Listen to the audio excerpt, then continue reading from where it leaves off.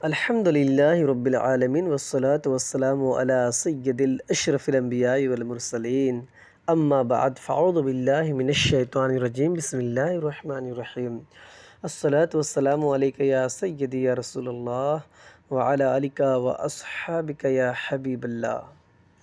سرکار مدینہ سلطان باقرینہ صلی اللہ تعالیٰ علیہ وسلم کا فرمان برکت نشان ہے، مجھ پر درود شریف پڑھ کر اپنی مجالس کو آرستہ کرو، کیونکہ تمہارا درود پاک پڑھنا بروز قیامت تمہارے لیے نور ہوگا۔ صلو علی الحبیب صلی اللہ تعالیٰ علی محمد صلی اللہ علیہ وسلم۔ حافظ ملت رحمۃ اللہ علیہ کے بارے میں کچھ معلومات حاصل کرتے ہیں۔ پیر طریقت رہبر شریعت، قائد قوم و ملت، مقتدائے اہل سنت، استاذ العلماء، جلالۃ العلم، حضور حافظ ملت حضرت علامہ مولانا شاہ عبدالعزیز محدث دہلوی محدث مراد آبادی رحمۃ اللہ الہادی کا نام عبدالعزیز اور لقب حافظ ملت ہے، جبکہ سلسلہ نسب عبدالعزیز بن حافظ غلام نور بن مولانا عبدالرحیم رحمہ اللہ تعالی ہے۔ ولادت بسعادت، آپ رحمۃ اللہ علیہ نے 1312 ہجری بمطابق 1894 عیسوی قصبہ بھوجپور ضلع مراد آباد یو پی ہند بروز پیر صبح کے وقت اس عالم رنگ و بو میں جلوہ فراز ہوئے۔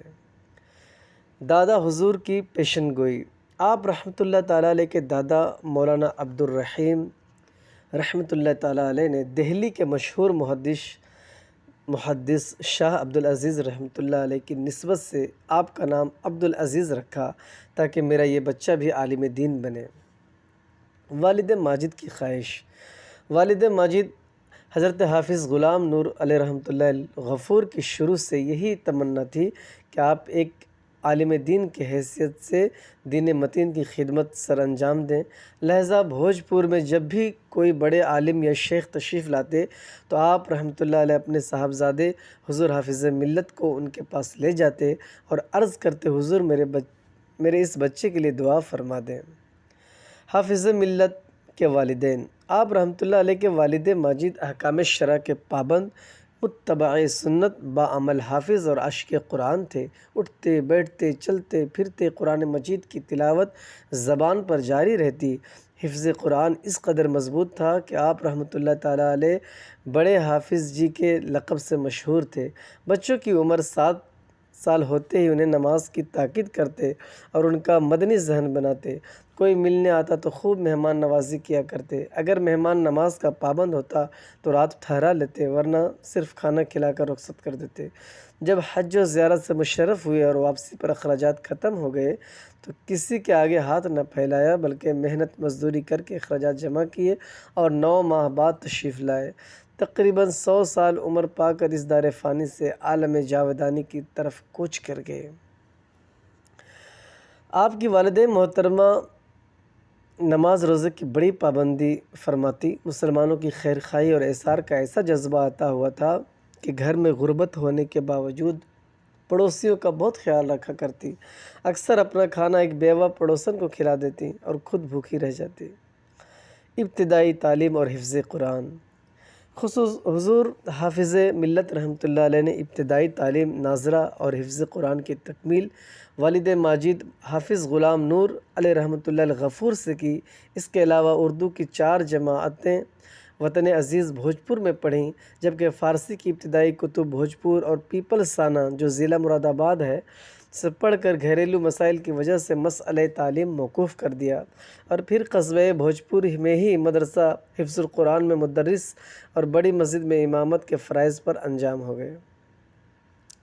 سلسلہ تعلیم رک جانے پر اظہار جذبات، جب آپ رحمۃ اللہ علیہ کا سلسلہ تعلیم رک گیا تو کبھی کبھار غمگین ہو کر والدہ ماجدہ سے عرض کرتے، آپ تو دادا حضور کا یہ فرمان کہ تم عالم بنو گے سنایا کرتی تھی، لیکن میں عالم نہ بن سکا۔ یہ سن کر والدہ ماجدہ کی آنکھیں پرنم ہو جاتی اور دعا کے لیے ہاتھ اٹھا دیتی تھی۔ صلو علی الحبیب صلی اللہ تعالیٰ علی محمد صلی اللہ علیہ وسلم۔ سلسلہ تعلیم کا دوبارہ آغاز، کچھ عرصہ بعد حالات بدلے اور والد ماجد حافظ غلام نور رحمۃ اللہ علیہ کی خواہش اور دادا حضور مولانا عبدالرحیم رحمۃ اللہ علیہ کی پیشن گوئی پوری ہونے کا سامان یوں ہوا کہ حضرت علامہ عبدالحق خیر آبادی رحمۃ اللہ الہادی کے شاگرد طبیب حاذق مولانا حکیم محمد شریف حیدرآبادی علیہ رحمۃ اللہ الہادی علاج معالجہ کے سلسلے میں بھوجپور تشریف لانے لگے، اور جب بھی آتے تو حضور حافظ ملت کی اقتدا میں نماز ادا کرتے۔ ایک دن کہنے لگے، آپ قرآن مجید تو بہت عمدہ پڑھتے ہیں، اگر علم طب پڑھنا چاہتے ہیں تو میں پڑھا دوں گا۔ آپ نے جواب دیا، میرا ذریعہ معاش امامت اور تدریس ہی ہے، اور روزانہ مراد آباد آنا جانا میری استطاعت سے باہر ہے۔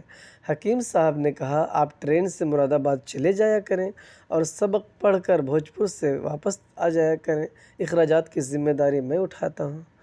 والد صاحب نے اس کی اجازت دیتے ہوئے ارشاد فرمایا، روز کا آنا جانا مناسب نہیں، لہذا مراد آباد میں رہ کر ہی تعلیم مکمل کرو۔ یوں آپ رحمۃ اللہ علیہ امامت و تدریس چھوڑ کر مراد آباد تشریف لے گئے اور کچھ عرصہ حکیم صاحب سے علم طب بھی پڑھا۔ جامعہ نعیمیہ مراد آباد میں داخلہ۔ حکیم صاحب نے آپ کی ذہانت اور قابلیت کو دیکھتے ہوئے کہا کہ میری مصروفیات زیادہ ہیں اور آپ کو پڑھانے کے لیے مجھے مزید مطالعہ کرنے کا وقت نہیں ملتا، لہذا اب آپ تعلیم جاری رکھنے کے لیے جامعہ میں داخل لے لیجئے۔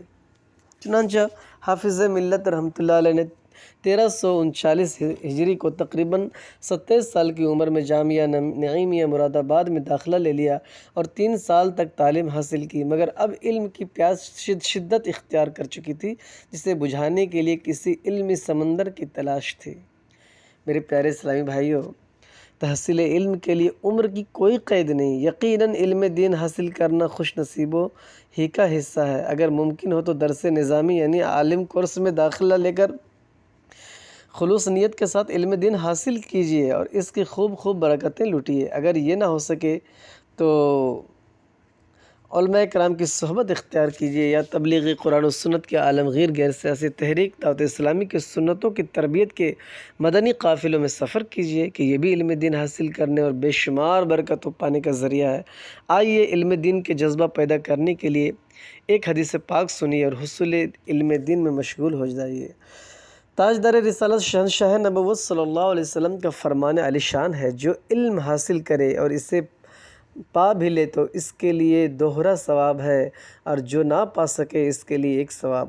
مفسر شہیر حکیم الامت حضرت مولانا مفتی احمد یار خان نعیمی رحمۃ اللہ علیہ دوہرے ثواب کی وضاحت کرتے ہوئے مشکوٰۃ المصابیح کتاب العلم میں فرماتے ہیں کہ ایک علم طلب کرنے کا، دوسرا پا لینے کا، کیونکہ یہ دونوں عبادتیں ہیں، اور ایک ثواب کی وضاحت میں ارشاد فرماتے ہیں، یا تو زمانہ طالب علمی میں مر جائے کہ تکمیل کا موقع نہ ملے، یا اس کا ذہن کام نہ کرے مگر وہ لگا رہے تب بھی ثواب پائے گا۔ صلو علی الحبیب صلی اللہ تعالی علی محمد صلی اللہ علیہ وسلم۔ صدر الشریعہ کی صحبت کیسے ملی؟ 1342 ہجری میں آل انڈیا سنی کانفرنس مراد آباد میں منعقد ہوئی، جس میں مشہور و معروف اور نامور علماء اہل سنت تشریف لائے، جن میں صدر الشریعہ بدر الطریقہ مفتی امجد علی اعظمی رحمۃ اللہ علیہ بھی تشریف لائے۔ حضور حافظ ملت نے موقع دیکھ کر صدر الشریعہ کے بارگاہ میں درخواست کی تو آپ رحمۃ اللہ علیہ نے فرمایا، شوال المکرم سے اجمیر شریف آ جائیں، مدرسہ معینیہ میں داخلہ دلوا کر تعلیمی سلسلہ شروع کروا دوں گا۔ شوال المکرم 1342 ہجری میں حضور حافظ ملت اپنے چند اہم اسباق دوستوں کے ساتھ اجمیر شریف پہنچے۔ ان میں امام النحو حضرت علامہ غلام جیلانی میرٹھی رحمۃ اللہ علیہ بھی شامل تھے۔ چنانچہ صدر الشریعہ نے سب کو جامعہ معینیہ میں داخل دلوا دیا۔ تمام درسی کتابیں دیگر مدرسین پر تقسیم ہو گئیں، مگر حضور صدر الشریعہ از راہ شفقت اپنی مصروفیات سے فارغ ہو کر تہذیب اور اصول الشاشی کا درس دیا کرتے۔ علم منطق کی کتاب حمداللہ تک تعلیم حاصل کرنے کے بعد حافظ ملت نے معاشی پریشانی اور ذاتی مصروفیت کی وجہ سے مزید تعلیم جاری نہ رکھنے کا ارادہ کیا اور دورہ حدیث شریف پڑھنے کی خواہش ظاہر کی، تو حضرت صدر الشریعہ رحمۃ اللہ علیہ نے شفقت سے فرمایا، آسمان زمین بن سکتا ہے، پہاڑ اپنی جگہ سے ہل سکتا ہے، لیکن آپ کی ایک کتاب بھی رہ جائے ایسا ممکن نہیں۔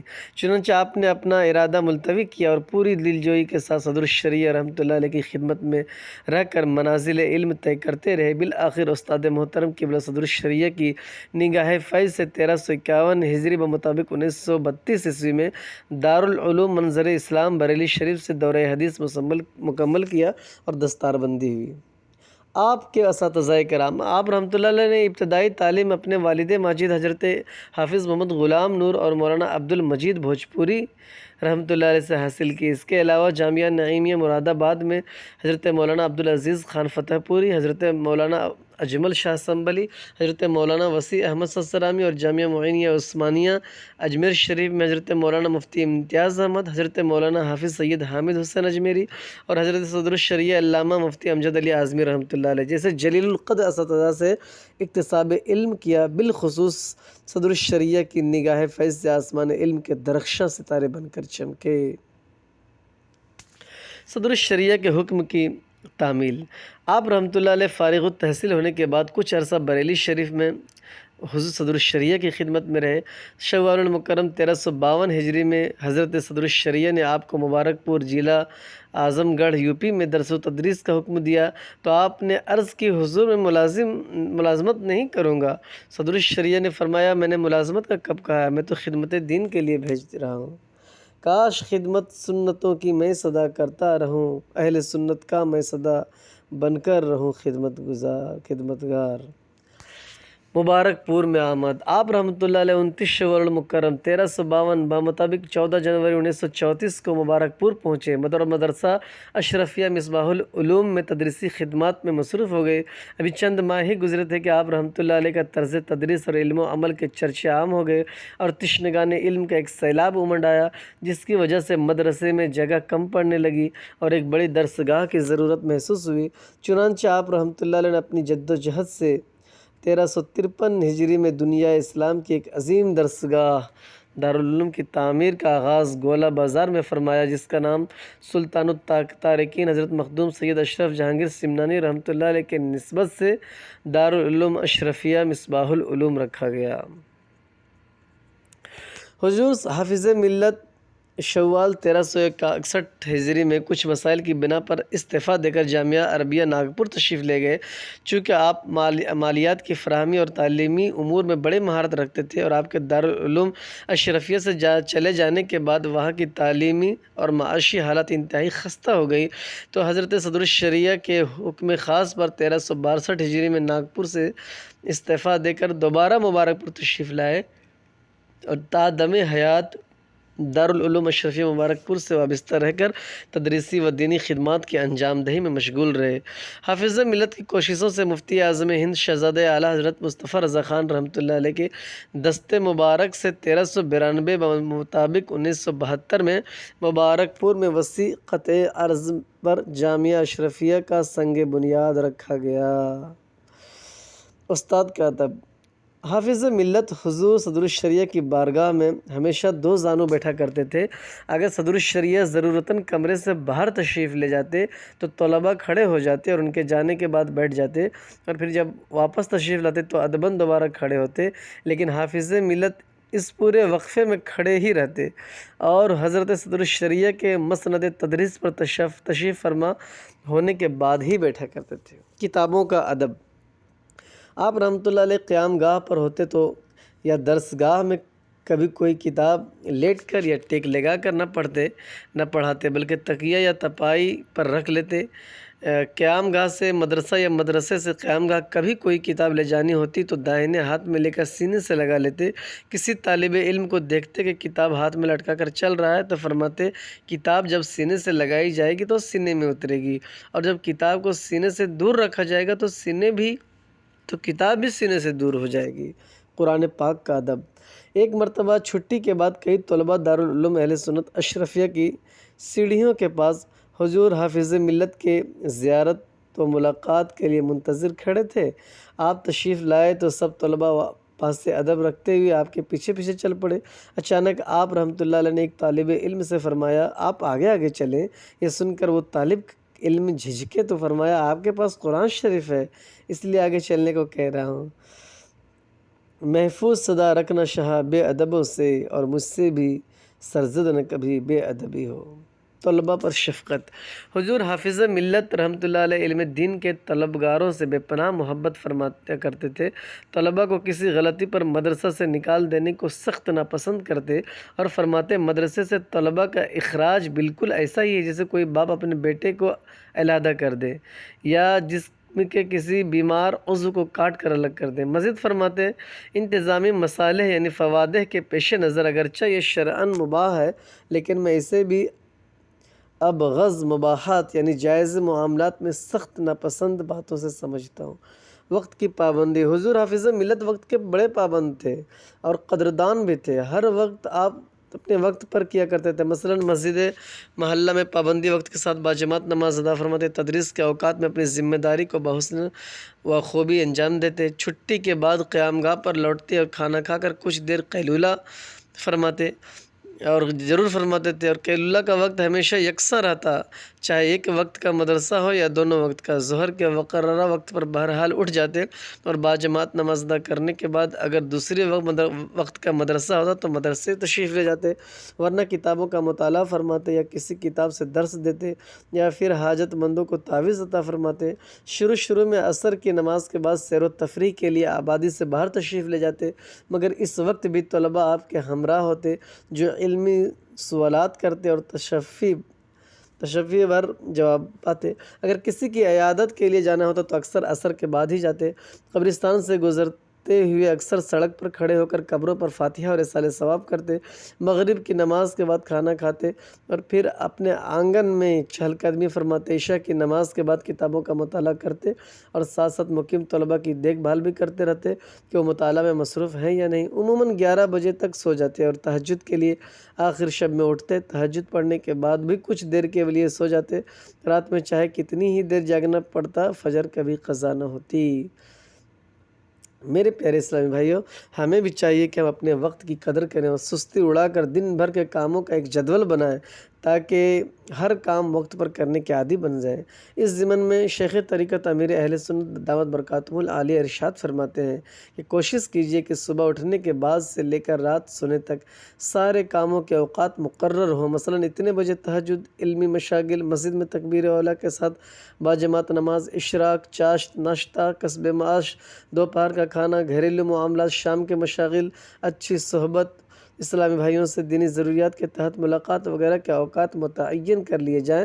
جو اس کے عادی نہیں ہیں ان کے لیے ہو سکتا ہے شروع میں کچھ دشواری پیش آئے، پھر جب عادت بن جائے گی تو اس کی برکتیں خود ہی ظاہر ہو جائیں گی۔ حضور حافظ ملت رحمۃ اللہ علیہ کی پوری زندگی معلم کائنات کی سیرت پاک کا نمونہ تھا۔ چنانچہ شیخ طریقت امیر اہل سنت دامت برکاتہم العالیہ مکتبۃ المتینہ کی مطبوعہ 616 صفحات پر مشتمل کتاب نیکی کی دعوت پر ارشاد فرماتے ہیں کہ حافظ ملت اپنے ہر عمل میں سنت کا بہت زیادہ خیال رکھتے تھے۔ ایک بار حضرت کے دائیں پاؤں میں زخم ہو گیا۔ ایک صاحب دوا لے کر پہنچے اور کہا حضرت دوا حاضر ہے۔ جاڑے یعنی سردیوں کا زمانہ تھا۔ حضرت موجے پہنے ہوئے تھے۔ آپ نے پہلے بایاں پاؤں کا موجہ اتارا۔ وہ صاحب بول پڑے حضرت زخم تو داہنے پاؤں میں۔ آپ نے فرمایا بائیں یعنی الٹے پاؤں کا پہلے اتارنا سنت ہے۔ نیکی کی دعوت کی صفحہ 214 پر ایک اور واقعہ منقول ہے کہ ارشاد فرماتے ہیں کہ حضور حافظ ملت کی عمر شریف 70 سال سے متواجد یعنی زیادہ ہو چکی تھی۔ ٹرین سے سفر کر رہے تھے۔ جس برتھ پر تشریف فرماتے اتفاق سے اس پر ایک ڈاکٹر صاحب بھی بیٹھے تھے۔ ڈاکٹر صاحب نے سلسلہ کلام شروع کیا تو آپ کی جلالت علمی سے بہت متاثر ہوئے اور بار بار آپ کی اس طرف حیرت سے دیکھتے رہے۔ دوران گفتگو ڈاکٹر صاحب نے تعجب کا اظہار کرتے ہوئے کہا مولانا صاحب میں آنکھوں کا ڈاکٹر ہوں، میں دیکھ رہا ہوں کہ اس عمر میں بھی آپ کی بینائی میں کوئی فرق نہیں بلکہ آپ کی آنکھوں میں بچوں کی آنکھوں جیسی چمک ہے۔ مجھے بتائیے کہ اس کے لیے آخر کیا چیز استعمال کرتے ہیں؟ فرمایا ڈاکٹر صاحب میں کوئی خاص دوا وغیرہ تو استعمال نہیں کرتا، ہاں ایک عمل جسے میں بلا ناغہ کرتا ہوں، رات کو سونے کے وقت سنت کے مطابق سرما استعمال کرتا ہوں اور میرا یقین ہے کہ اس عمل سے بہتر آنکھوں کے لیے دنیا میں کوئی دوا نہیں۔ حضور حافظ ملت کی سادگی اور حیا۔ آپ رحمۃ اللہ علیہ کی زندگی نہایت سادہ اور پرسکون تھی کہ جو لباس زیب تن فرماتے تو وہ موٹا سوتی کپڑے کا ہوتا، کرتا لمبا ہوتا، پائجامہ ٹخنوں سے اوپر ہوتا، سر مبارک پر ٹوپی ہوتی جس پر امامہ ہر موسم میں سجا ہوتا، شیروانی بھی زیب تن فرمایا کرتے تھے، چلتے وقت ہاتھوں میں عصا ہوتا، راستہ چلتے تو نگاہیں جھکا کر چلتے اور فرماتے میں لوگوں کے عیوب نہیں دیکھنا چاہتا، گھر میں ہوتے تو بھی حیا کو ملحوظ خاطر رکھتے، صاحبزادیاں بڑی ہوئیں تو گھر کے مخصوص کمرے میں ہی آرام فرماتے، گھر میں داخل ہوتے وقت چھڑی زمین پر زور سے مارتے تاکہ آواز پیدا ہو اور گھر کے لوگ خبردار ہو جائیں، غیر محرم عورتوں کو کبھی سامنے نہ آنے دیتے، صرف سوکھی روٹی کھا کر پانی پی لیا۔ اندرون خانہ آپ رحمۃ اللہ کی سادگی اور قناعت کا یہ حال تھا کہ ایک بار آپ کی بڑی صاحبزادی نے رات کے کھانے میں آپ کے سامنے ڈلیا میں روٹی رکھی اور بعد میں دال کا پیالہ لا کر قریب میں رکھ دیا۔ روشنی دور اور کم تھی، لہٰذا آپ رحمۃ اللہ علیہ دال کو نہ دیکھ سکے، صرف سوکھی روٹی کھا کر پانی پی لیا اور پھر کھانا کے بعد کی دعا پڑھنے لگے۔ صاحبزادی نے عرض کیا، ابا جان آپ نے دال تو نہیں کھائی؟ آپ نے تعجب سے پوچھا، اچھا دال بھی ہے؟ میں نے سمجھا آج صرف روٹی ہی ہے۔ سبحان اللہ، 100,000 آفرین حافظ ملت جیسی مبارک ہستیوں پر جنہوں نے رضائے الہی کی خاطر دنیاوی عارضی لذتوں کو ٹھکرایا اور آرائش و آسائش کو چھوڑ کر سادگی و عاجزی اختیار کی۔ اللہ تبارک و تعالیٰ ان پاکیزہ ہستیوں کے صدقے ہمیں بھی اعمال صالحہ پر استقامت اور ہر حال میں اپنی رضا پر راضی رہنے کی توفیق عطا فرمائے، آمین۔ ہمیشہ نگاہوں کو اپنی جھکا کر کروں خاشعانہ دعا، یا الہی میں مٹی کے سادہ سے برتن میں کھاؤں، چٹائی کا ہو بسترا یا الہی۔ اللہ تبارک و تعالی ہم سب کو فیضان حفظ ملت سے مستفیض ہونے کی توفیق عطا فرمائے، آمین، بجاہ النبی الامین صلی اللہ تعالی علیہ وسلم۔